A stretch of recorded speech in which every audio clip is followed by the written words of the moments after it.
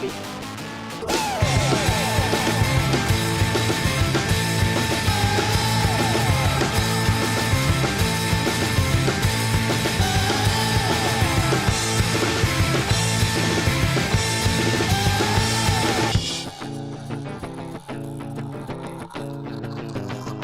This was more of a legit setup than I was expecting. Well, thank you, man. I appreciate it. What I'm getting at is not that y'all guys are low tech. It's just from the actual video podcast. You don't see all the... Yeah, I know. We need to add a third camera, and then we could have like have a wider shot of like the whole thing. We'll get there. I like the way it is, man. Well, thank you. Yeah, this is just a random collection of stuff that we've accumulated through our lifetimes. Luckily, our parents never threw anything away, and so we were like, man, we'll build a podcast set out of it. And see, I try to find those parents and then buy their stuff. Yeah, man. Well, Lewis, man, thanks for coming to hang. We've been on a little hiatus, so good to get back in the saddle and do a podcast. Appreciate you driving down. And tell me a little bit about how you got started selling vintage clothing and the explosion that we've seen lately. It seems like I can name literally like 8 people right now that are selling vintage clothes. Yeah. It seems like everybody's doing it. Yeah. Yeah, it's that's cool, man. Yeah, it's a big deal, especially in this area. It's been going on for a while around the world, and as everything, it just kind of slowly trickles down to where we are. So, in 2009, I started. Actually started with video games, and they were readily available. There was not the market didn't. It's not what it is today, where things are ultra competitive and you really don't find them anywhere, and people are getting them. I say back. It's a term we say, like backdooring. So like they're getting them before they even hit the shelf. Mm-hmm. So many of the thrift store companies have their own online presence, whether it be eBay or like their own website. Which is new, right? Like thrift stores just started doing that. Right? Yeah. Or in this area. Yeah, Goodwill's always had some. So like you could have always gone to goodwillseattle.com and they'd have their own auction site, like an eBay or something. But now, we can get to that in a minute too, like just how the culture has changed. Yeah. So back then, I mean, it was nothing to go and find a Super Nintendo with the VCR section for $5. You might not have all the cords with it or whatnot. Games were usually $5, something like that. So you could build a pretty good collection for relatively cheap. And so I grew up with a Sega, and then I had an N64, which was funny because I got the N64 the Christmas that they introduced the GameCube. But I'd always wanted a 64 because one of my friends had one. So it was actually a nice time period because when Go's games were on clearance, I mean, you get games for $10 that are brand new because they're just wanting to clear the shelves. Because at the time, again, the presence wasn't, oh, this is going to be a cult following. It's just move out the old product and bring in the new product. Right. You guys remember the you go to Walmart and you get the $5 movie. Remember those bins? Yeah. I remember that being for Sega games and N64 games. And I would go and save up my money and just buy a whole bunch of those. So that's a little bit before 2009. So that kind of thing was getting me into thrift stores. And we'd always gone to thrift stores because we were in the low, like kind of like a, not poor, but lower economic status compared to what other people had. So at the time, people were like, you go to the thrift store, that's disgusting. Like you're going to get lice going to the thrift store. You're going to get bed bugs. You're going to get fleas, stuff like that. That was the common rhetoric at the time. Right. And for a very long time, I would say until about 2015, 16, that was really the way it was. No one thought of that. Even if you told someone that was like 30 or 40 at the time that, hey, I'm going to go, oh, that's disgusting. I don't even want to go in there. Yeah. I'll just buy it off eBay. And I'm like, well, the people on eBay are just getting it from that location. And that didn't connect. So I was doing the video games, and then Facebook Marketplace happened and destroyed everything because now people were putting out posts saying, hey, if you have this, I will buy it, And in a sense, you're educating people as to what is in demand. What's in demand. I mean, and that's the ultra competitiveness that I've seen I've been doing this for about 13 years. So I've seen and I've been able to understand how that works, and then to not be that guy whenever it's contemporary, like right now. So I'm in the thrift stores, I'm looking around, and then I'm like, well, hey, I'm going to go and I need a new shirt or something. And I really wasn't wearing I just like a polo shirt, like a button up or something like that, more of a preppy kind of style. I had done, like like hardcore scene. I was in the hardcore scene, like band tees and skinny jeans, high top Nike. So I'd always liked the like the Dunks or whatever. Like I just go to Urban Outfitters and get like a pair of high top Nikes or something, or Finish Line, whatever it was. And so I got into a Nike forum called like NikeTalk.com, and that really kind of transitioned me over into doing, at the time, really it was hats and shoes. I still collect hats a lot. That's one of the things I first started on. I'm not an aficionado. There are some people out there that, I mean, they can tell you, like just like a car, just hear a motor and you're like, oh, that's a 63 Chevelle or whatever. And you're like, how'd you know that? It's like, well, you can't hear it.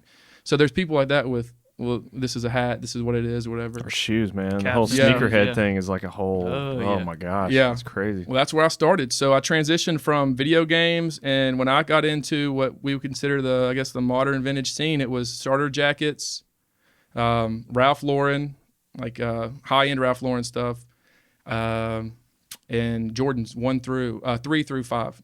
So the Jordan 1 model was never popular when I first got into it.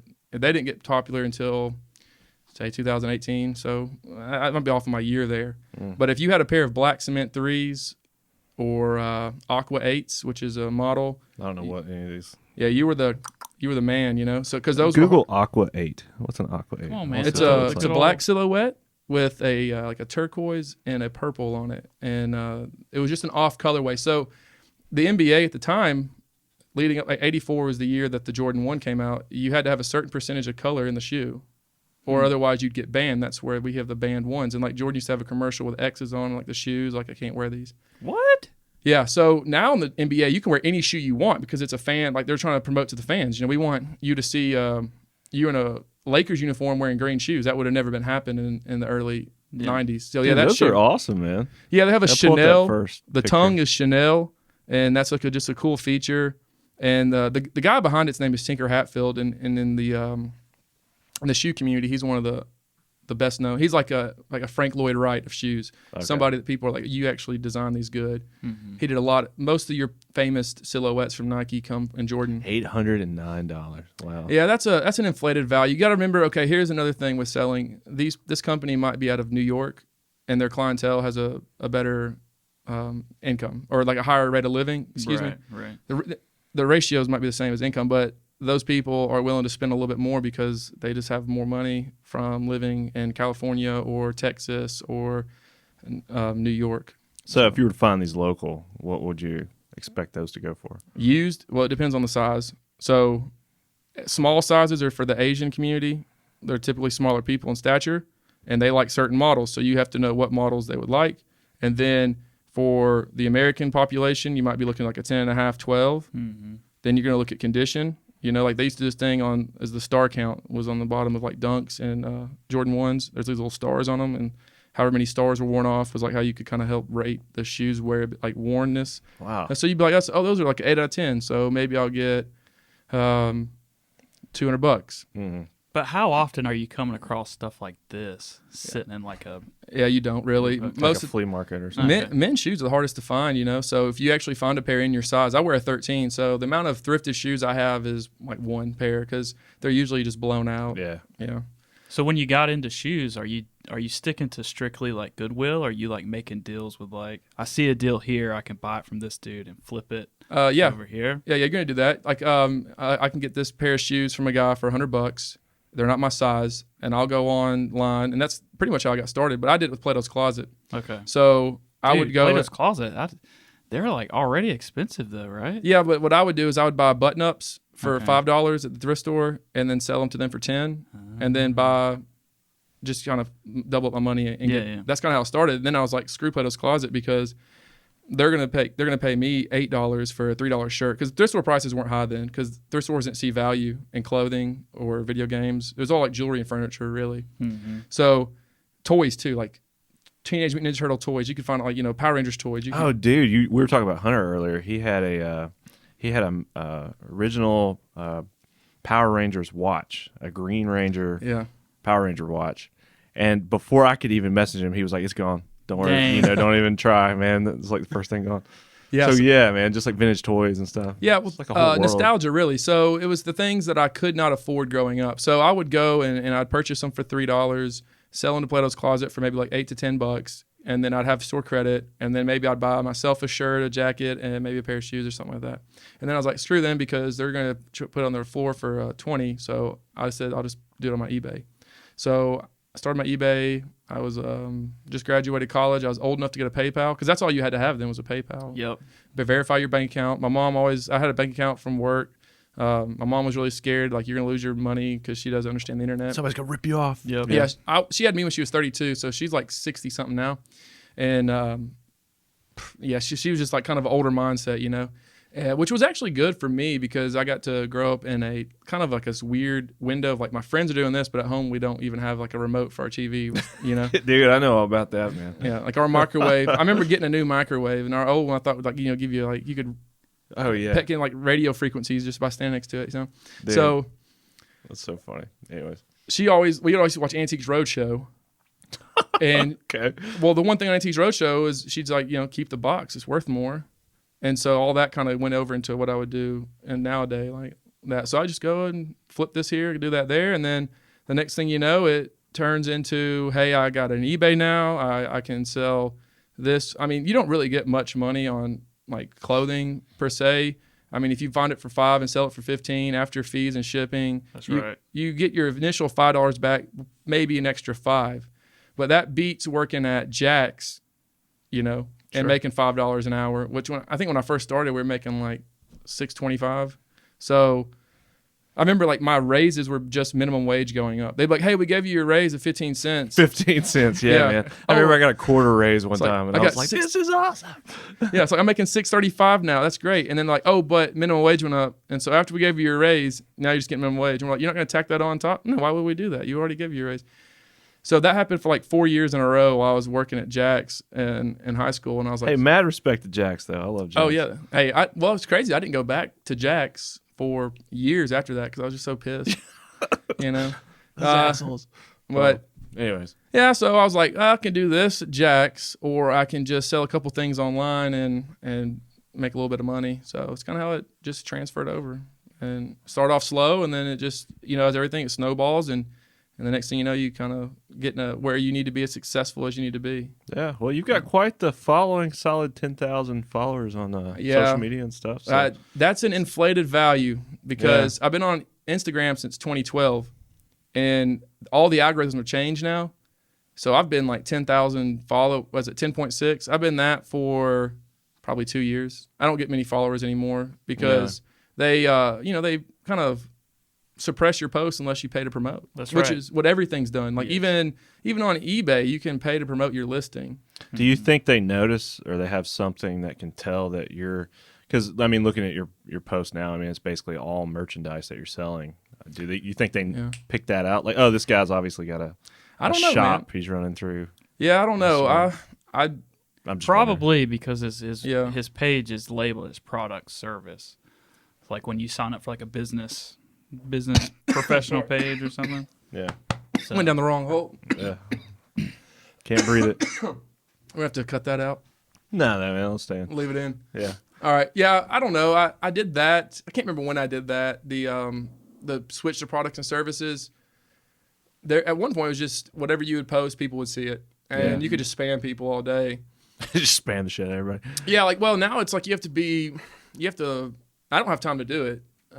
Nowadays, you have to pay somebody to manage your dang social media presence. You know, for most things. There's 100 different forms of social media now. Yeah. Ways to connect with people. Well, now that it's the Meta, it's going to change because, you know, they're owned by Facebook. And so now there's going to be. Get your Oculus, man. You got to start selling it in the virtual space. Yeah. Hey, I wonder how much those Aqua 8s would go for in the virtual world. Yeah, dude. Well, hey, going back to that. Dude, yeah, Nike did the thing where they patented like online. I'm butchering this, but they patented some kind of thing where they can sell online like virtual merchandise. That's wild. Yeah. Well, they do it in 2K and like Fortnite, right? Yeah. So you do skins and you can do stuff in gaming. And so I don't know. I guess they were the first ones to jump on like internet virtual gear. It's wild. That's basically nothing. It's just a computer algorithm. It's clout, man. Yeah. It was just. Did you see those new virtual shoes I got? Yeah, dude. Look at my avatars. So sick. Yeah. Well, okay. So going back to that. This is taking a little backtrack, but when those Aqua 8s were out and when I first started selling, Nike wasn't retroing them. So that's a term that is new, newer. So they might have only released that shoe one time. And so if you had it, it was worth more. So Yeah. you're saying that Nike goes back and re-releases? That's called a retro. Retro. Okay. Yeah. So there's a infamous shoe would be the Maroon Sixes. There for a while was one of the most coveted pairs of shoes you could get because just low production numbers. Not many people had them. And if you had a pair, then you were really like somebody. What cool. year was this? 91. 91 Maroon Sixes. Yeah. Okay. So it was a white shoe with a maroon hit on it. And the last time I remember them coming out would be like 2015, 2016. So from 91 to 2016 at range, that shoe had never been released. So that colorway was very limited, and it made it very desirable. Mm-hmm. So, but nowadays they're throwing stuff out really quickly, and you can kind of relatively get shoes again pretty good. Yeah. What's she doing over here? I don't know. Going nuts. Y'all keep like kicking her a little bit, and she thinks that you're playing with her. Oh, okay. Sorry, our dog interrupts the podcast. Yeah, so that's the NFT, right? I've been looking into NFTs. Dude, I can't wrap my brain around it. I've watched videos like explaining it and like what it is, and I have a vague understanding. It's a digital asset, Alex. I know, Come but on. I can't. Well, I sell NFTs, but in a can't. physical sense, so I can help bridge the gap for you. Okay. Well, for those like me who don't know or don't fully understand what an NFT is, what is it? And how do you sell it? It's a And how do you buy it? non-fungible token, Okay. and fungible means not replicable. So there's only one of whatever it is, but it can be anything, right? Yeah. So if I have a shirt and this is where like Kanye really changed the vintage market. So before Kanye, no one wanted to wear faded shirts or shirts with holes in them. Then Kanye made it very popular, especially with like band tees and stuff. So that's an NFT because that shirt has only got that fade and that wear, so it becomes more valuable. And that's kind of there's only one that looks exactly like that. Yeah. Like you can replicate it up to like, a certain percentage, but you can't get it exactly. Okay. Yeah. And the fashion industry's always like put holes in jeans. Yeah. Like that idea of the like worn look or the worked look is not anything new. But like this shirt right here you're wearing, if you wear that every day for a year, no one's gonna have that look, and it's gonna stretch a certain way to fit your body. All these different things. It's gonna fade a certain way, and if you find a shirt like that, plus the subject matter is good, then you're gonna have a more desirable shirt in some people's eyes, because not everybody likes that look. So it's all about what look you're trying to go for. All right, Alex, I got an idea. We need to start an NFT for used tires. Because there's only one. There's only one tire. wear on One on wear on the tire. tire. Yeah. Yeah, that's true. Yeah, the McCown There's a Brothers market for Tire Emporium NFT specialties. Hey, we got the accessories. used tire place right down next to We need to go talk to him. Rodney's or whatever. Let's go Yeah. talk to him. Somebody that really knows NFTs may be angry at me for but that's how I think about Well, it. okay, I understand that in the physical world. Okay, but when you get into the digital world, Yeah, I have no clue. like, It's a JPEG to me. yes, that's to me, man. I don't understand. And they say, well, it's not the same. It's just doing a screen grab. And I'm like, how is it not the same? Well, I think the idea is that I mean, it's like Bitcoin. It like, becomes there's currency. Okay. So we don't do barter system in America much, but when we trade, we do, right? So like I'll have items that I trade with people, and that's currency. So I believe that NFTs, to people that buy them, see it as currency. I just don't see how the market doesn't, like, okay, if I create an NFT, Used tires.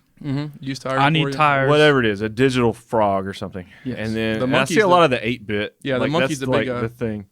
8-bit tires. How does the market not just get inflated? Why somebody just maybe not making the exact same thing, but making a zillion of them that are like just subtly different. All right, because it's how it's sold. I think because it's sold on the blockchain, Right. that makes it valuable. Sure. Yeah. I don't know. That's why I'm researching it right now, because it is the wave of the future, and I'm trying to figure out, like, if Nike's going to invest that much money into a patent for something that may or may not happen, then I have an inclination that they know a little bit more than me about something. Sure. Oh, everyone knows more I mean, than me. So. people are buying real estate in the metaverse, Yes. which is absurd to me. Yeah. Why don't you just go buy real estate? Which means they're going to be buying cars soon. We need blockchain tires. Yes, you're not letting that go, are you? That's a good one. do it. I'm telling Okay. you. Yeah, the metaverse, real estate in the metaverse. How does that work? You know what I mean? Like, who owns You the can make planet as in the much as you want. metaverse? That's what I'm saying. It's like it's infinite, is it not? You remember those people that were selling the property on the moon? and how it's just like bogus. You could just, or you could buy stars. Yeah. Like, because no one owns that stuff. So it's like, really, who owns the metaverse? Whoever owns the server, I thought. I don't know. I guess so. Yeah. Yeah. It's like Minecraft, but just you can. Buying the stars. I almost did that for you. Yeah. Aw, how Should have sweet. done it. But you're right. Like anybody could say, "Oh, I'm going to sell you that star. Here's a plaque with your name on it." Yeah, just that give me says $100 you bucks. own it. Yeah, give me $100. It's the best scheme They're ever. selling nothing. It's crazy. Intellectual property, right? So that's all they're doing. They're just selling you the idea that you own something. And NFTs make no sense to me, but clothes do, because you Sure. can find, and what's the idea of what I've learned is value is the biggest deal. So if I know you like something, then I'm going to cater to that. And like I have people, I write down their names, like, hey, so and so likes this. So I got a Green Bay Packer guy, and I don't upcharge him, but I always give him first look, and that relationship is really the most important thing to the business. So letting them know, hey, I've held this back for you. You get the first look at it.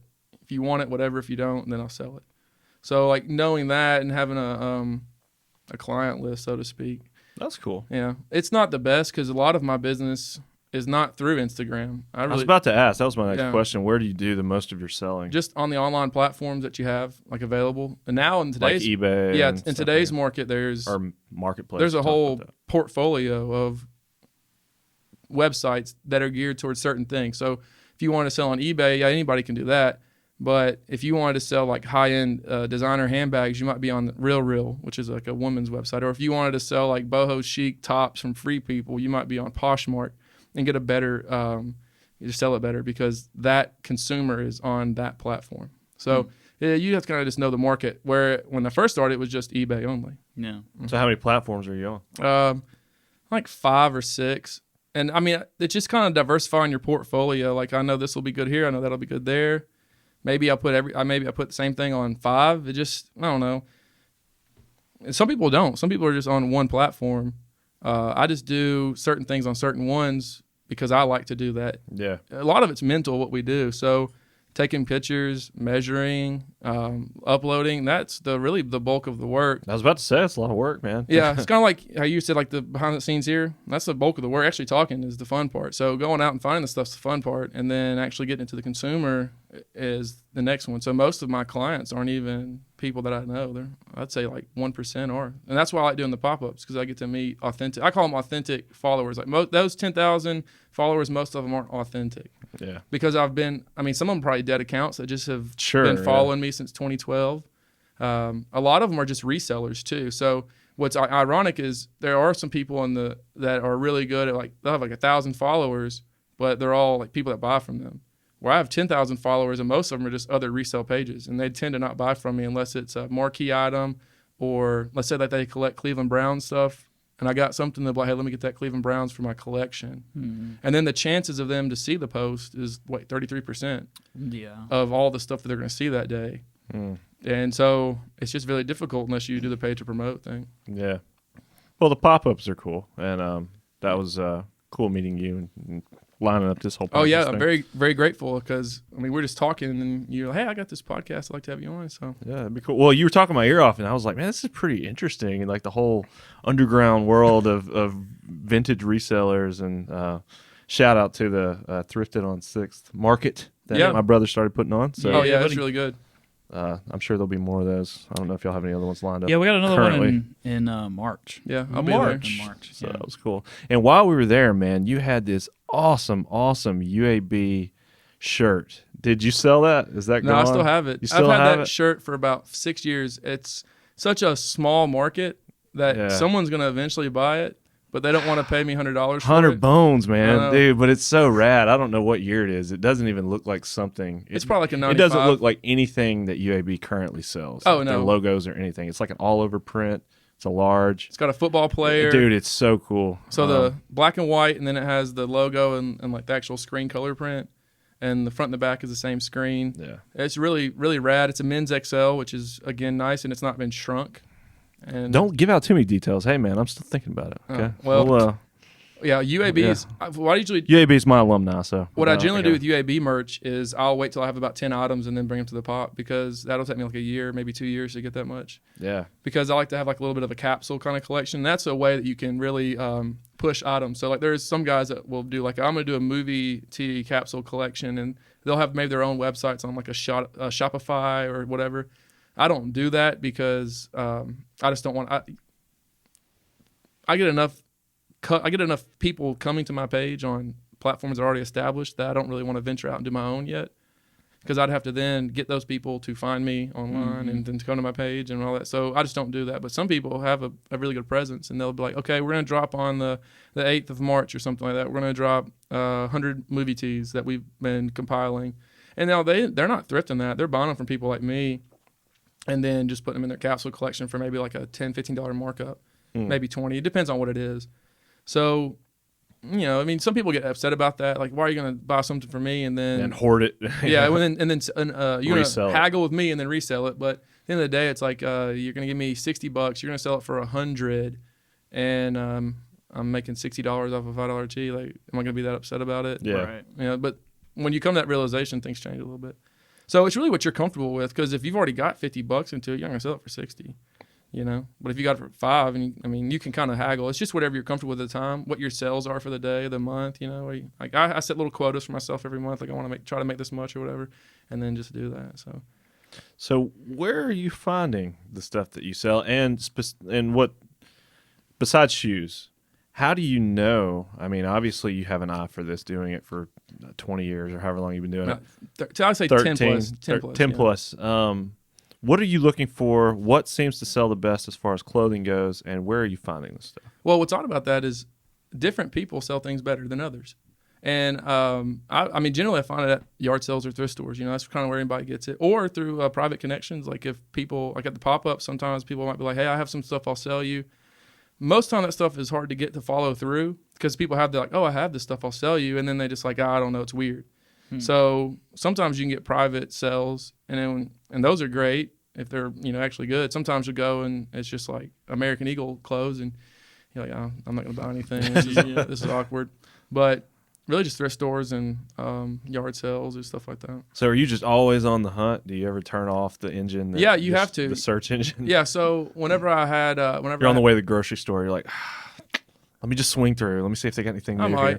It really depends. It depends on what's going on that day, how much time I have, and who's with me. So I have 3 kids. So the thing I was talking about earlier, like you have to figure out how successful you want to be, and there has been months like I've gone to the thrift. I'm going to go to the thrift store every single day this month, and you don't find anything. And then you're like, okay, after the day 31, I'm just going to take a mental break today. I'm going to stay home, not going to do anything. And then your friend posts like this amazing haul that they got at the thrift store. So it's that all Power just, Ranger watch. Yeah, it's just luck of the draw. Damn it. You know, at the end of the day. So you don't know what you're going to get. You don't know if you're going to get anything at all. But, I mean, if I'm already out, I'll stop usually because I'm already out. Like, and then I can just... So you have like your go-to spots, I guess. Yeah, or like what's on my... Like, you know, if I'm going to this store over here across town, then maybe it's near like a Goodwill or something, and I'll just stop in both for a second.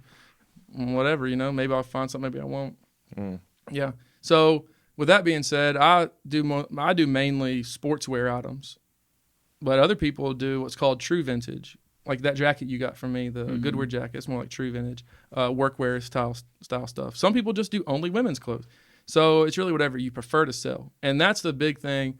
Once you realize like what your niche market is or niche, whatever. Then you just stay in your lane. Like you can make a lot of money selling a lot of different things online. Like you can sell freaking flatware, and you could sell pots and pans, whatever you want to do. It's just, do you want to go home after you've bought that flatware and then take pictures of it and then store that in your house and look at it every day? Yeah. And in which case, usually it's no, unless the value is extremely high. Right. So I just stick to like on my page, like that Coca-Cola crew neck. I just like that look, and I've sold long enough to know I'll probably get $20 to $30 for that online. Okay. You know, Easy.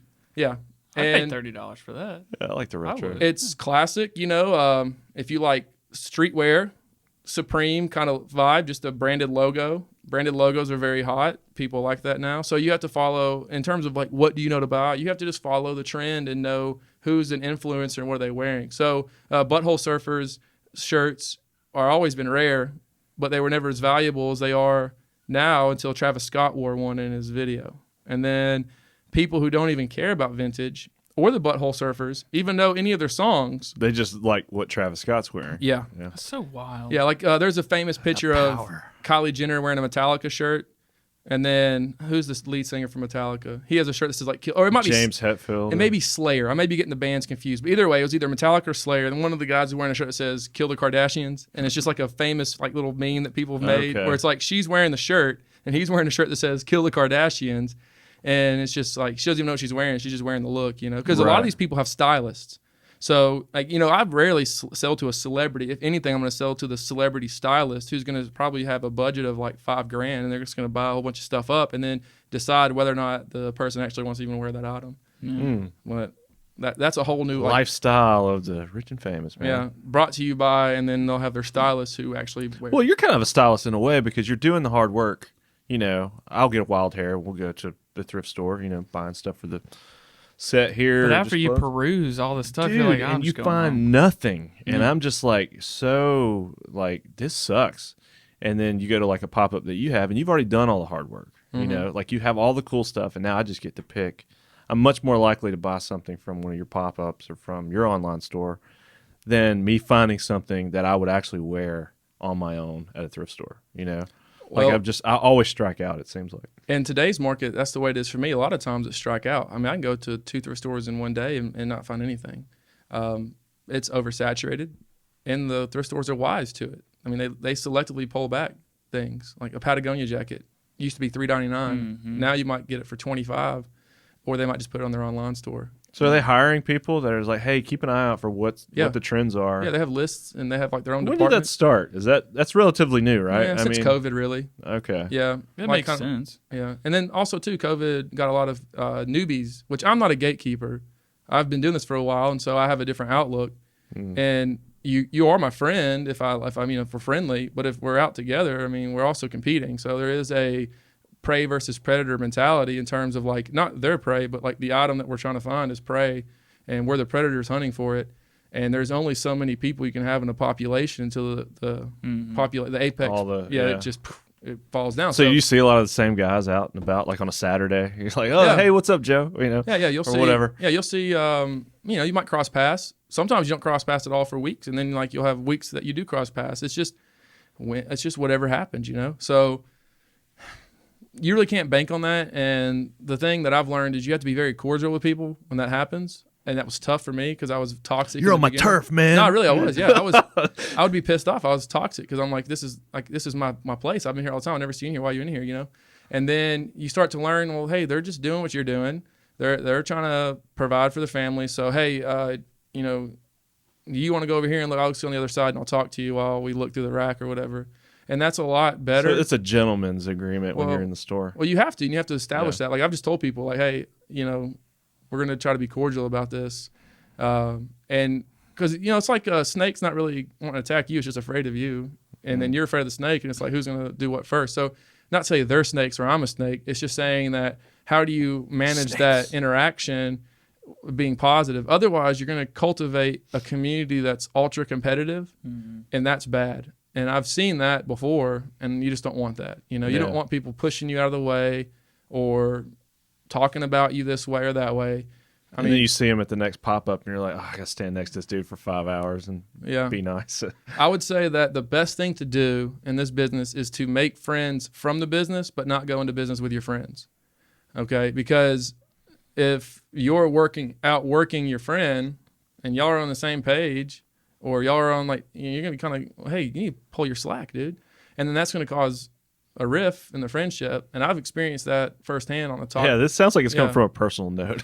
Yeah, no, it really has. And that experience has opened my eyes to a lot of stuff, and I don't want it that way, but that's just the way it was. And the best thing to do is just remove yourself from the situation, be aware of it, and then moving forward, like, number one, I'm not going to act like I was holier than thou, but you got to acknowledge that with new people. So like there's a lot of new accounts from COVID because people were just sitting at home and the only places that were open were really thrift stores. And they're like, hey, I'm dig these Beanie Babies out of the attic and see if I can sell them or whatever. Hey, some of those have value, but it's crazy. You watched the documentary about the Beanie Baby? No, I haven't seen it yet. Oh, it's on. I started watching on HBO. It's pretty funny. You know what's funny is I was at my speaking of COVID, one of my coworkers has been bringing her daughter because teacher got COVID and they had to cancel class for a couple days. So her daughter's like 6, she's just hanging out at the office. And she's got a binder and she's collecting Pokemon cards. Nice. And her mom was talking about, it's like, man, this Pokemon cards just never went out, like they just stayed popular. And here, here's a child who's, 10 generations behind me, who's doing the same thing I was doing when I was like 10 years old. What a hard time to get into Pokemon cards right now. Oh, yeah. I guess it's come and gone in waves because I used to have a ton. I just gave them all away. Dude, COVID destroyed the trading card community. Like, people will wait at Walmart for their restock, the limiting, like, how many boxes you can buy per customer. So they're going to bring, like, their grandmother, their aunt, their uncle, their nephew, their niece, and they're like, we're all buying a box. It's wild, dude. That's but, like, crazy. Sports cards and just Pokemon everything, cards, it seems like, man. Like, anything that's collectible is now popular again. Yeah, and I think it was because people were sitting at home bored. So I had a really nice, like, for me, it was like, hey, I'm still selling stuff during COVID, And then I do porch pickup. So the post office just comes to my porch and gets my mail for me. So I never had to leave the house. I could just, and going back to what you're saying, like I have like racks of cool clothes. I've been doing this for 10 years. So I have a room in my house, like, about this. Like, I was going to ask where you store all this stuff. Yeah, I have a room above my garage that's just it's like my office space because it was once in my garage. And then we purchased a new home. And one of the things with the new home was like, we need to have an office space because you don't want to make your workspace and your living space the same. Otherwise, it's not good. My wife hates it. So, so I have to, like, I will work downstairs, like maybe cleaning up some shoes or like maybe taking some pictures because the lighting's better downstairs. But then I take that upstairs at the end of the day and then process it, organize it, whatever the case is. How much stuff do you think you have on hand right now? Well, I have about 1,000 active listings at a given time. And God, how do you manage all that? It's crazy. Well, it's like it's a snowball. So like when I come to the pop up, those racks are just years of me collecting things, and then like I could sell some stuff pretty quick, or if I see the value is $100 on that UAB shirt, I'm just gonna wait for the right person to come along because it's not gonna harm me to wait on that one shirt. And that's the ebb and flow. Like you got to figure out, like I was saying earlier, like if some guy contacts you and says I'll give you 60 for it, you got to think to yourself, do I have an emotional attachment to it? Is it really something I think is going to be good? Because there's nothing that bites worse than like Disney stuff went really hot during COVID. Like some guy sold a shirt for $6,000, and it was just it was a popularity contest really to me. That's the way I saw it. It was a rare shirt, and it was what was it? Genie. You could only get it from Aladdin. Oh, okay. Yeah. It was just the cartoon shirt, had like stars all over it, like firework looking stars, and you could only get it maybe like 2 or 3 locations at the time. So it was just a rare shirt, and no one had seen it in a long time. So that was the other thing too. Like no one knows what you have until you start to uncover it. So it was like boom, it hit on the scene. People were like, I want Disney stuff. So Disney stuff spiked, and then the Tower of Terror, that, like the ride. Yeah. So this one Mickey Tower of Terror shirt was going for like $30, and then overnight it was going for about 80. So if you would have sold it, so that's the main thing is relevance in my business. And it's crazy how quick it changes. Yeah, and overnight too, and then it'll go the other way too. So like one little thing, and suddenly it's like this is the got to have. Information moves at the speed of light now, and everybody's connected to the grid, and it's wild, man. Guess jeans. Yeah. Okay. Well, they had Guess striped shirts. Very famous shirt for the early '90s. Just could be different types of stripes, different colors. Not ever popular. No one cared about them. And then within a span of a week, people were like, I collect this one tag. I want this color. I'm trying to get every color. I want vertical stripes. I want horizontal stripes. I want micro striping, like tricolor, dual color. And so shirts were not even on the market. So one guy named Sean Weatherspoon, who owns a very famous vintage store called Round 2. It started in Richmond, Virginia. Now he has LA, New York, Miami. Round 2. Okay. Yeah. And so when I say he did it because that's the way I see it. He made them famous again, and they're nice shirts. They're good quality. People went bananas, and then everybody lost interest in it, and they went from being like if you had a long sleeve one in the right color, you could probably get about $200. They went from being a $200 shirt to like a $40 to $60 shirt within a couple months. So all these people, and that's the danger of what we do. Everybody just jumps on the bandwagon. Yeah, and then you lose money. And so I don't ride trends. I don't try to buy for the trends. I just stay consistent with what I find because I think it's a blessing that I even find what I get. Like what I'm getting is, and how am I a good steward of what I'm finding and how am I managing that the correct way? So if you're always chasing clout, then that we call those like people want grails. So like the holy grail, the one thing you have to live without. Like a shirt would be called a grail. Like this crew neck, I've had this for years. It just fits me good. Well, the same guy, Sean Weatherspoon, wore it, and it went up in value because he's an influencer. But prior to that, no one even bought Adidas equipment. That's the brand, like the line this is. No one cared about it. You know, not only select people did. So, I wouldn't know. Yeah, that's crazy. Yeah, it's just like the way the collar has like this little thing on it, and really it. But well, that's a cool sweater, man. I like it. Yeah, but what it is like I bought it and it fit me. And that's a big thing with me. I have a huge arm span, you know. So for me to find a shirt that fits me well is difficult. So I'm like a 31-24, like 31 long, 24 pit to pit. So that's another thing in the vintage world. You put measurements so people know because it says XL, but it fits like a medium. No, yeah, dude, that's bitten me a couple times. Even going to some of these pop-ups, you buy something, I see large or XL. Get it home, try it on, and it's like, I can't wear this. Oh, yeah. I found this awesome vintage tank top, and I showed Alex, and I'm like, yo, beach time, this is going to be it. Did you put it on? Yeah. Real small. It was like above my belly button. I'm like, this is an XL. It's like, ooh. It's like. Oh, dude, that's crazy. awesome. Well, that gets into the fabric. So, like, are you a 100% cotton guy? Are you a 50-50? Are you a tri-blend? You know, like that's the thing. Like when people get to collecting, they'll be like, "I want this." Blowing my mind. That's crazy. Well, Too in terms, detailed. like if you had a Guns N' Roses shirt, all right, Guns N' Roses didn't give a crap about what black shirt it was printed on. They just wanted a nice backstock, depending on the year and the band. Now there were bands that went with like, oh crap, I forget the name now. I'll come back to it. But there were like, if you were just like a 1990s, you might have a Hanes. You might have it on Fruit of the Loom, okay? Well, there are guys that like, I only want it on the Hanes tag or I only want it on the Fruit of the Loom tag because I know the fit, I know the quality of the material, and that can change the value slightly, like maybe $10 to $20. Sure. But when it comes down to if I'm going to buy, like there's a brand called Giant, and Giant was licensed to Anvil. It's just a black and red tag. Like a lot of your 90s band tees are on those. So I know the fit of a Giant XL, so I really can pull the trigger on that if you shirt. see somebody selling one, you're like, boom. Yeah, I know it's going to fit me. Yeah, I'm pretty much 90% positive it's going to fit me the way I want, unless it's been just hella shrunk. I need to learn my tags then, I guess.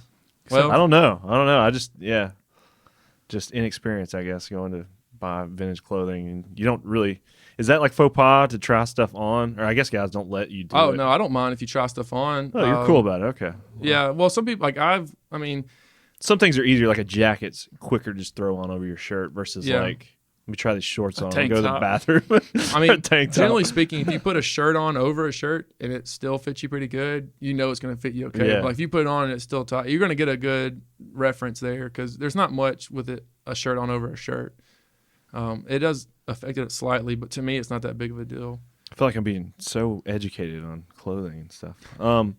What's the coolest thing or most memorable thing that you've ever found and sold? Oh man, well I've sold a lot. If you had to narrow it down, like if you're saying like something that I've found that I was really excited about, or something that, or most valuable, either one. Okay, my most valuable item was it's a twofer, but I found them together, so I consider them like one sell. I found a '93 Polo Climb shirt and button up, and they were never been worn. And the polo community is berserk. I mean, so I think I got 1,000 for both. What? Like 500 each. Yeah.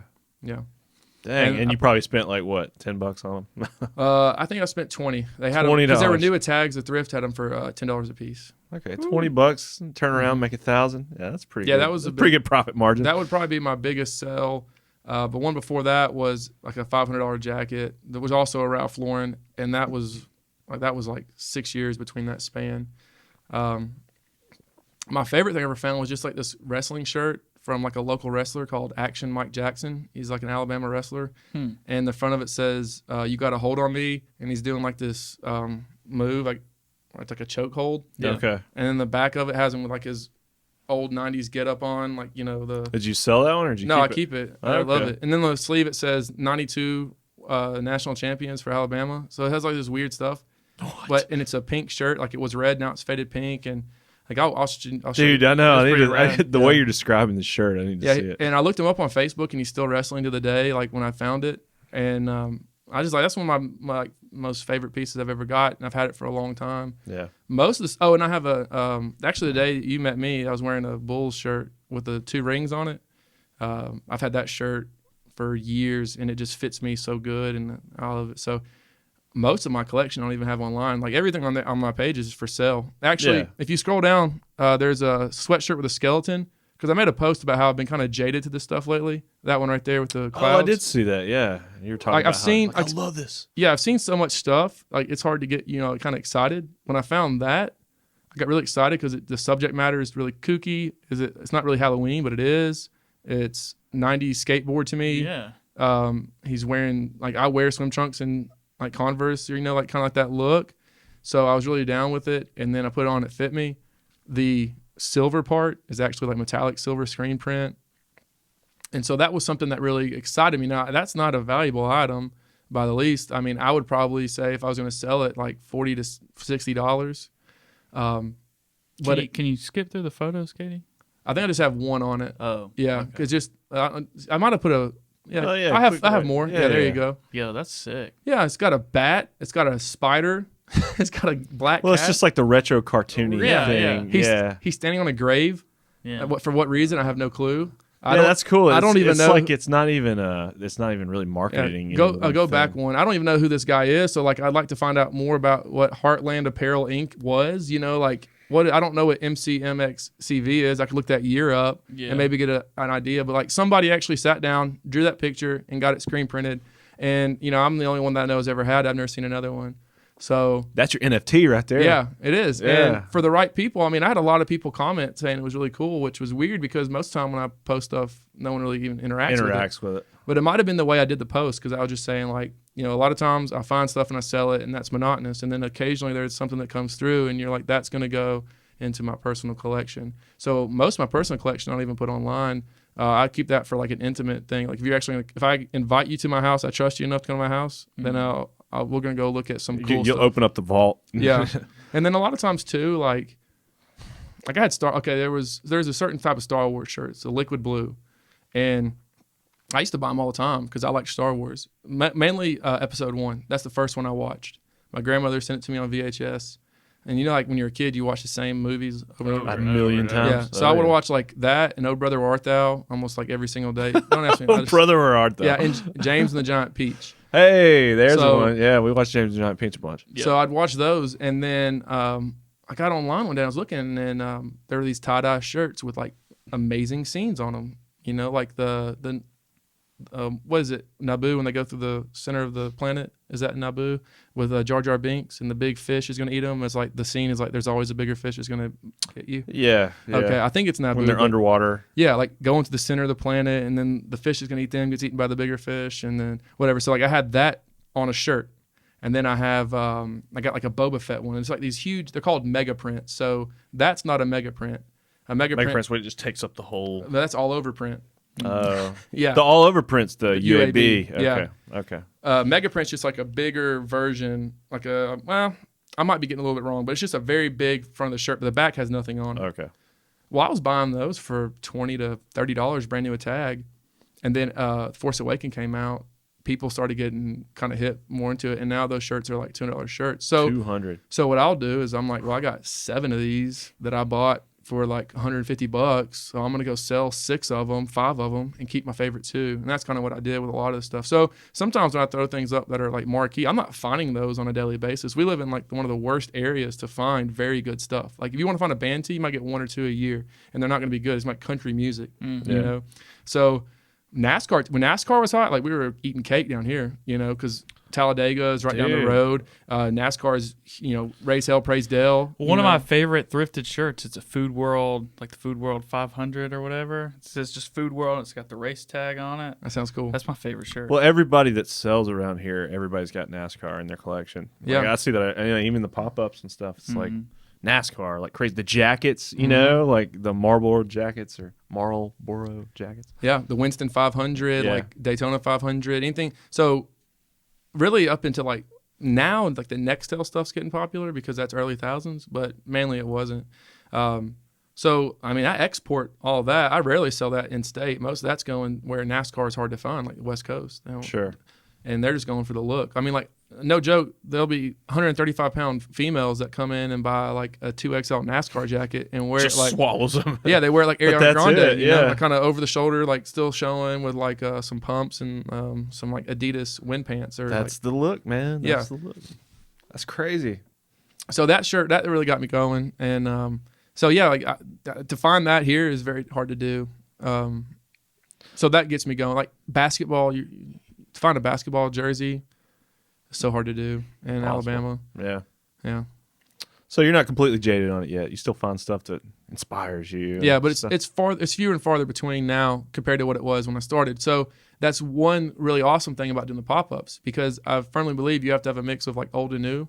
So I get to see what new people are excited about, and yeah, it kind of keeps you sharp. yeah, and see what remember people are- remember that time, and then they get to look at me and kind of see how I conduct business. So you can kind of, you learn from each other. There's one guy I met named Joe. His account's Juck Fo. He's a really cool cat, and I've really gotten a good relationship with him because we were just across from each other. A kid named Maurice. There's a couple other I might be forgetting. Brandon, he's like this 6'5" basketball guy that I've met at the Pops. How many pop-ups a year do you do? Well, I try to do one a month, and Mom's really helps out with that. I try to get my own going, and those are different. That's because people here don't understand it. So prior to Birmingham, I was going to Atlanta and doing pop-ups. They're a lot more popular. in Oh, other heck states. yeah. Yeah. It's The that's whole like world, I guess. yeah, it's way different here. Like if you were like you're like I don't know anything about this. If you lived in Atlanta 5 years ago, you'd know exactly what I'm talking about because it's just a bigger deal. But I mean, Atlanta's also a hip hop mecca. International airport. They have a huge presence of just different cultures. So vintage was something that people were willing to pay, and there's more money, and they're willing to pay pretty good money for it. So there's a lot more accounts out of the Atlanta area. I saw an ad recently, and I don't know the gist of the ad was you had the actor, and he's wearing all these like vintage style clothing, and he's representing some major clothing brand, and he's like, younger generations are, more worried about the planet, and reusing is now like a hip term. Yeah. So do you see some of these major players in the clothing world? I'm sure they're not naive to this new wave of like, people wanting to reuse and trying to cash in on this new wave of younger generations and vintage stuff. Have you seen anything like that with big companies trying to get in on the game somehow? Yeah. So, Patagonia does this thing called worn wear. Yeah, that's what And- sticks out to me. Yeah, and they've actually put out ads. I want to say it's during a Super Bowl that was like, do not buy our new product this season. Go buy our old product. Yeah. But what's interesting about Patagonia is like it wasn't really them trying to cash in on the nude culture. It was like in their DNA already. Like they were already doing that, and they've always had an environmental impact presence. Where like if you looked at North Face doesn't necessarily care. So like North Face cashes in on the high end brand market, like Gucci and stuff like that. Oh, yeah. Like a Gucci North Face jacket. Like it's called a Nupsy jacket, which is a style of jacket. It's like a big puffer, and it's like usually like Got the print. like a all over. 700 down, like it's a down jacket, and they'll like have a Gucci print on it. Yeah. So Gucci's not looking at the environmental aspect necessarily. They have a thermoball line, which is like a recycled fiber or whatever. Nike tried it with their boxes, and their boxes were crap. They were just like crumbling. So they tried other things. Nike came out with the Flyknit, which was a recycled material. So like every time you cut leather for a shoe, you have extra leather. So Nike was like, hey, what if we can take and do like a sweater and have less environmental impact because of that? Or now they have like recycled foam on the bottom of their shoes. So like companies are becoming more environmentally conscious of their carbon footprint, but I can't think of one right now that just stands out as like, hey, I'm going to cash in on it. Yeah. Because I guess that'd be like, I mean, everybody's going to do like what you Everybody call- would see through that, hopefully. yeah, like virtue signaling almost. But like what Patagonia does well with the worn wear is if you had a Patagonia jacket that you really loved, you could possibly get it sent back in and get it patched if there was a hole in it, and they'll send it back to you. So you have like a jacket with like a black down jacket, like a puffer jacket, and then maybe it has like a red line on it from where they patched it or something like that. And then they also promote you buying their old stuff. So you can do that. You can send it in. Like Madewell, we did a pop-up at Madewell on the summit. My friend Andrew did. And I just went to support him.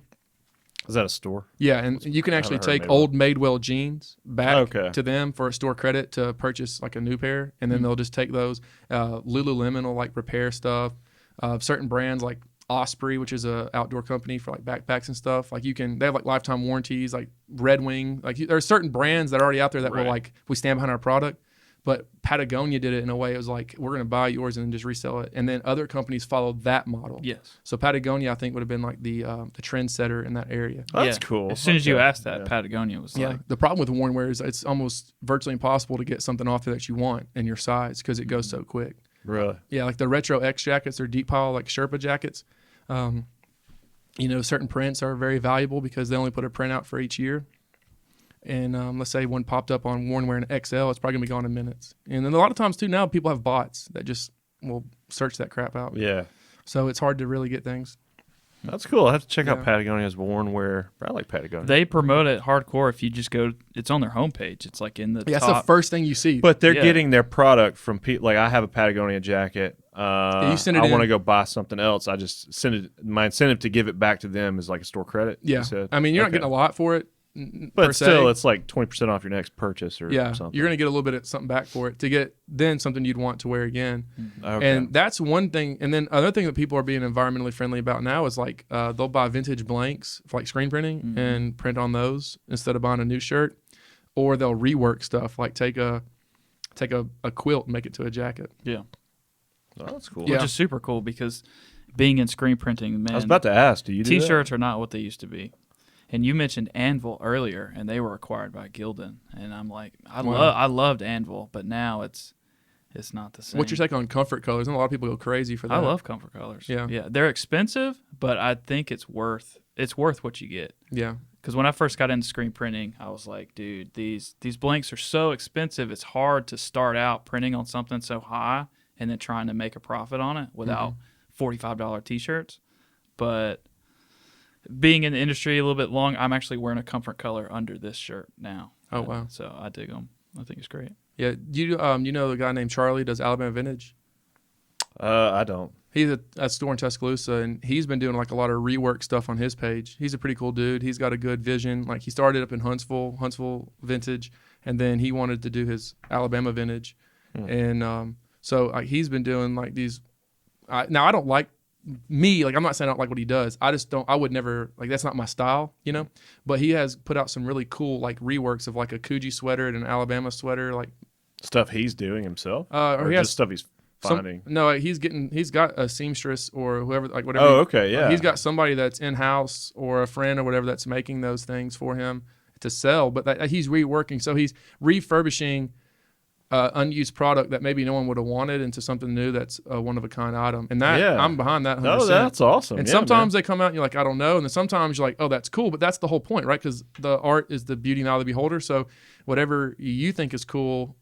Right. So like if I don't like it, whatever, but Joe over here might like it and he'll purchase it for whatever the price is. So a lot of people do that. And that's a good thing too for environmental impact. I don't sell clothes for environmental impact. That's just a, what do they call that? Like a residual effect or like a fringe benefit. Yeah. Like I am saving the environment because most of the time when you buy an older item, it's better quality made. And that's one of the reasons, like if you're looking at a shirt from 1991, like say that's probably from like 91, you're looking at a shirt or a sweatshirt that's survived time and held up. Where if you go buy something from Old Navy. Oh, dude. Yeah. You're lucky to get a summer out of it. Yeah. That's called fast fashion. So that's trendy, low quality items that are just good for a season or two. And then you're going to flip that over to the new trend. Vintage isn't about trendiness in all aspects. There are people that we call hype beast that only want, what was his name? Trinidad James, only buy it because it's popular, you know, like we know about you. Mm-hmm.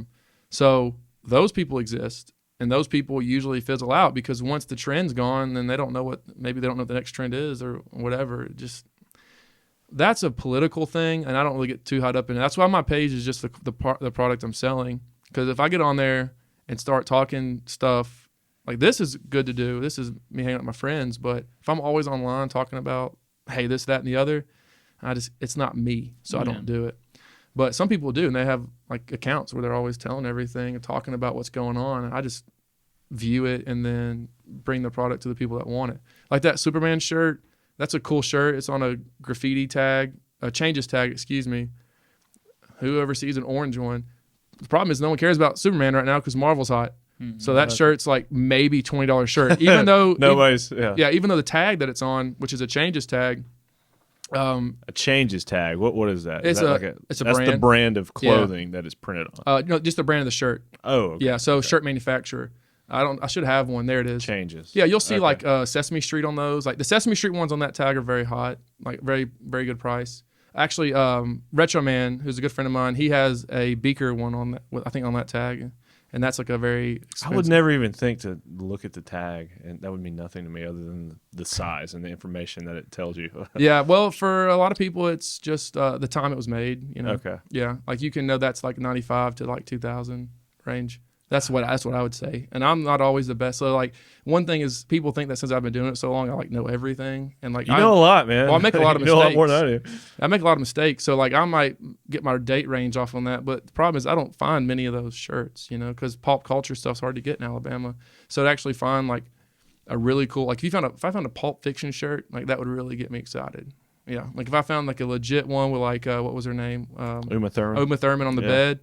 Yeah. Hey, we got it on VHS. Yeah, or if I there. found like a Santa Cruz Slugs shirt, like just a reference, like, but you're not gonna find that here. So and if you did, that would be like that's what would get me more excited than, say a NASCAR shirt I see every day. Right. Yeah. So that's what I was getting at when I'm jaded. But like that shirt right there is like maybe $20. But if the new Superman movie comes out and everybody falls in love with it, then that's gonna go up in value. Like the Spider-Man, I have a white Spider-Man shirt. I've had it for years just because my son likes Spider-Man, and then with this new No Way Home.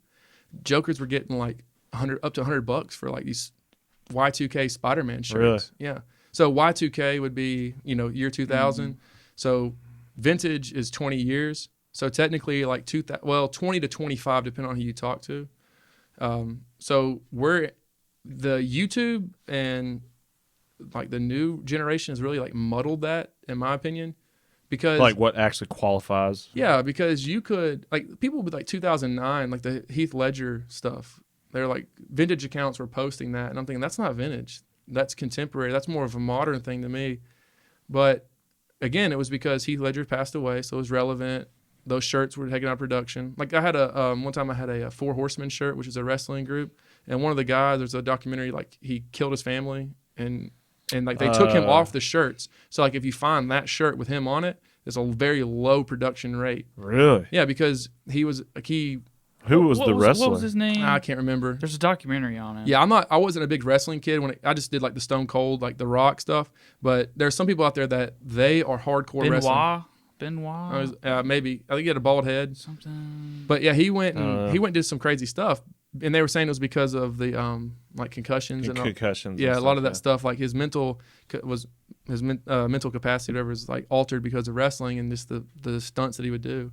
But him on that shirt is more valuable. But a lot like to the average consumer, like there's like, oh, I got a Four Horsemen shirt. So like sometimes I'll be online and I'll see it and I'll pay the person the price they want and then just upcharge it. I mean, that leads to my next question. Have you ever sold anything that later you were like, damn it, like why did I sell it at the price I sold it at? Yeah, a lot of times. So yeah, all the time. I'm constantly disappointed. There's a meme right now and it's like Biden and Trump are like talking to each other and like which I don't care what like political views, but like Trump is talking about like back in my day we would never like I would have sold that shirt for $30 and I used to throw dunks back at the bins, and then you got this other guy and he's like, okay, we get it, shut up. And so I always try not to do that too much because I had a Pink Floyd all over print the wall shirt and it fit me pretty good. It was like so boxy is a term for like when the shirt shrinks up and out. Mm-hmm. And it's just hard to fix. So you can try to stretch the shirt, but it usually doesn't work for me. I've never been able to keep a shirt stretched out. Maybe for like a couple wears and you got to keep doing it. Well, then that like compromises it's a tension strength thing. So the more you stretch it, you could eventually rip holes in like the armpit or tear the fabric because you're putting a lot of stress under it. So I usually don't try to stretch much. But it was it's a very rare shirt, and I sold it for probably like $50. And then a few years later, it's going for a lot more money, maybe up to the $300 range. Dang. Yeah. But nothing like, dang, I could have got $1,000 or something. Like No, crazy. I don't think I have anything like that. But the problem was, see, at the time, my logic was I'll just buy it back for $40 when I get money, and then now you can't do that anymore. So it's like some things I just hold on to because I'm thinking, great, I'm probably not gonna be able to get it again. And that's the worst thing about the market right now. So many people want stuff. The demand is really high, and unless you're out finding it, you're not gonna. It's tough, man. Yeah, like Led Zeppelin shirts, like or Fleetwood Mac shirts. Like I always wanted a Fleetwood Mac Rumor shirt, and they did like a reunion tour in like the '90s, and they'll get those shirts are hard. Like a Tom Petty shirt, like bands I actually like to listen to, and that goes back to the YouTube thing. So like cats are able to listen to any genre of music at any time of the day, whenever they want.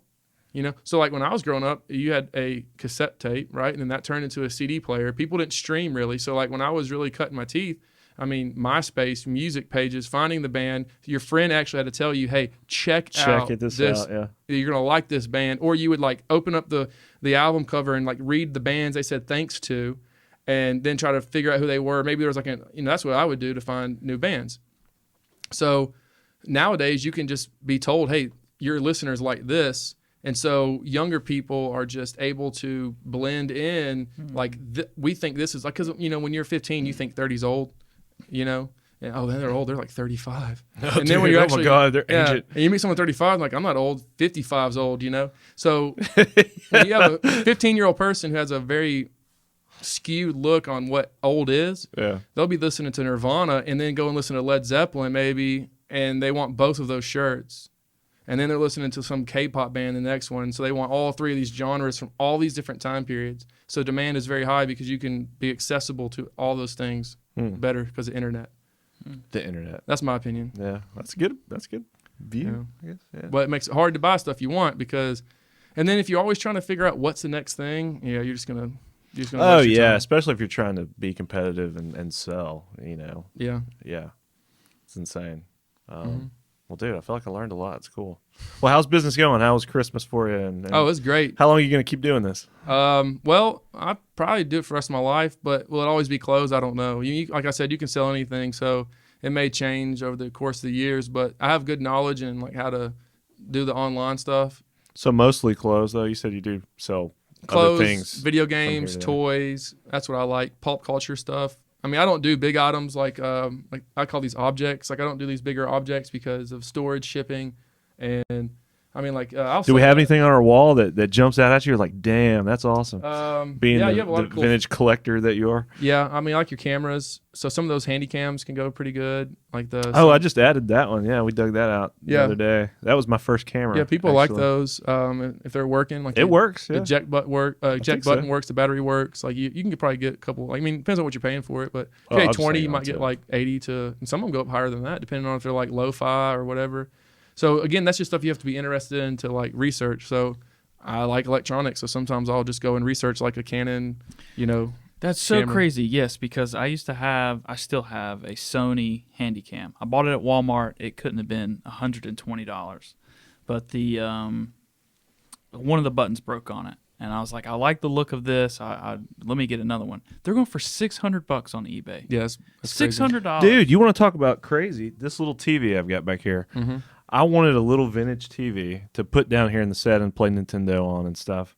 I had to scour the earth to find this TV, and I guess the guy didn't realize what he had because he sold it to me for like, I want to say like $40, $40 or $50. Had the remote with it. Even better, It was it's like probably worth brand new. $40. Dude, these TVs go for like hundreds online. Yeah, it's wild. It's crazy, And you can especially only- if you got the wood paneling. You can only use the zapper on that TV, Yes, dude, So- it works. We got the gun and tried it, everything. yeah. We Yeah. tried it. Yeah, duck hunt. Yeah, a lot of people want that. It's just like records. You want a record system from the time period that's good. Maybe you want like a Sansui or something like that, or a Technics that plays a good high quality. So like that TV has a certain nostalgic look to it. It fits on that. It's I just put a bunch of stickers on it today. yeah, it looks like a TV I had when I was a kid. Yeah. The skateboards over there look pretty good. Is that like what is that right there? The purple. That's one? just a penny board. Hey, speaking of which, I did find a really good Peralta board one time from the 80s. Dude, that's cool. Yeah. Yeah, man. I put up on bid. It was pretty gnarly, and I think I got like $200 for it. Sweet. Well, But- if you ever come across any skateboards, man, shoot me a message. Oh, I will. Yeah, We got a little bit of a collection going. yeah. That was the best one. It had the dragon on it, like the mechanical dragon. I can't remember the name of it. It was just like a silver-looking dragon, and Okay. it looked like a robot. But someone had like changed out the sidebars on it, and the trucks were changed out. But So it wasn't all scratched up. no, it was. And that's Oh, what it they was. actually used it a lot. They used it so much they went got like a crappy board and put different stuff on it, just so they could keep, I guess, riding it. Shredded. Yeah. Yeah, and then they had put the cool ones. They had put stickers on it, and I just kind of like heated it up and was able to get the stickers off, and it showed like the original. So underneath the stickers, it was still really nice. So they actually kind of protected it by putting stickers on it, because then I just got a blow dryer and was able to get them off. Yeah. Because the adhesive was so old by that point that, I mean, a lot of times that's one thing with like shoes, like we were talking about earlier. Like if you don't wear your shoes, they're gonna crumble. What is up with that? I saw because that I want to say maybe TikTok or YouTube, and people are pulling their shoes out of boxes. Like, Yeah. if you don't wear your shoes, this is what happens. All right, what And it's happens to like- a car if you let it sit up too long? The hoses will do that same thing. They're made to have the oil and the moisture from the heat. environment. Yeah, they're made to be used. So shoes are the same reason, and that's my best way to explain it. So like if you're just putting them in a box and they're not being compressed and worn, then over time that foam is gonna deteriorate. And then also if they're stored improperly, like in very hot, humid conditions, like in the south here especially, it's gonna be bad. But if you found them in the north, it's gonna be a little bit better because colder temperatures slow down reactions, like that. So Okay. Do you ever do the thing I see on like reality television where you go and bid for storage spaces or anything like that? No. Nothing too crazy. I've entertained the idea, but the problem is you'd have to then have your own like place to put that, like a warehouse or a storage facility yourself, and you have to worry about the cleanup. So unless I had a bigger operation, I'm not going to do that.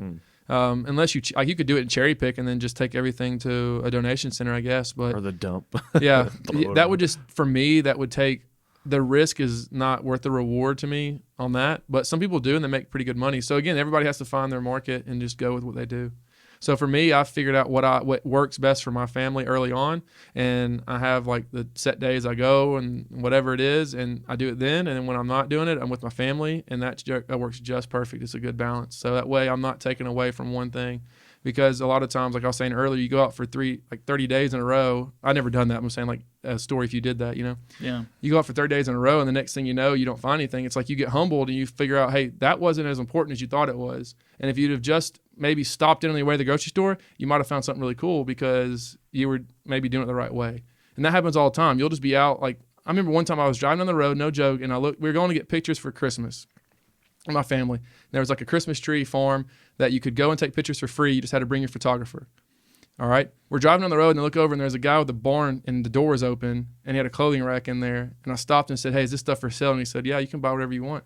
I got a 94 Pink Floyd shirt out of there, like a Terminator shirt from the ride at Universal, a whole bunch of stuff, just random things, So Barn find, man. yeah, it was. It really was a barn find. Some cool hats and stuff like that. That's crazy. But, I would have, on a normal day, I don't know if I would have ever found it because I wouldn't have been in that area at the right time. And so to me, that was like a realization of, hey, your family is more important, but you can still be taken care of if you and not just go crazy and be like, I hate this, Yeah. Well, the thing is, 10th trip to the thrift store and not find anything. Every seller has a death pile. And that's that term means just a stack of things that you bought, you invested your money in with the intention of putting them out for sale. You just haven't got to it yet. So how big's your death pile? It's pretty It's massive. pretty big. Yeah. Okay. Well, because it depends on, like, right now it's jacket season, so jackets are thicker, sweaters are thicker, they take up a bigger pile. And then like a lot of times you'll buy stuff and you're like, oh, this is so cool, I'm gonna sell it, and you just never get around to it because you just don't. So my goal is to eventually have no death pile. So I just keep trying to work it down, and that takes long hours, of work constantly, just here and there. Like, my wife would be like, you're on your phone too much. And I'm thinking, well, I'm not on my phone for recreation. Like working. How about you drive to your sister's house and I'll sit in the passenger seat and just like edit photos? Like figuring out ways to maximize your time that way is also something that I've had to do. And that way, then I'm like, oh, I did work today, so now I can take off and have a break over here. Well, dude, pretty impressive collection on all your various outlets, or at least on Instagram, what I've seen. Where can people find you if anybody listening wants to check out your stuff? Find me at Vintage Shih Tzu on Instagram, and that name is for two reasons. I have a Shih Tzu.